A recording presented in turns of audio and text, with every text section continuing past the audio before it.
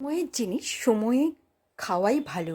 এই সময় সজনে ফুল যথেচ্ছ পরিমাণে পাওয়া যায়, শরীরের পক্ষেও খুব উপকারী। আমি কিভাবে সজনে ফুলের বড়া বানালাম সেটাই আমি শেয়ার করলাম। প্রথমে সজনে ফুলটা ভালো করে বেছে নিয়ে গরম জলে সামান্য একটু ভাপিয়ে নিলাম, বেশি ভাপানো যাবে না, খুব কম টাইমের জন্য একটু ভাপিয়ে নিয়ে এরপর আমি নিয়ে নিলাম সজনে ফুল, ভাপানো সজনে ফুল, অল্প ধনেপাতা, পেঁয়াজ কুচি, বেসন, চালের গুঁড়ো, যে কোনো চালের গুঁড়ো দিতে পারো, সেদ্ধ চাল, আতপ চাল, যা তোমাদের কাছে আছে দিয়ে দিলাম, কালো জিরে, কাঁচা লঙ্কা কুচি, কাশ্মীরি লঙ্কার গুঁড়ো, অল্প জিরে গুঁড়ো, নুন, হলুদ পরিমাণ মতন। মাখাটা মিডিয়াম মাখা হবে, বেশি পাতলাও হবে না, খুব শক্ত হবে না, যাতে বড়াগুলো ক্রিস্পি হয়।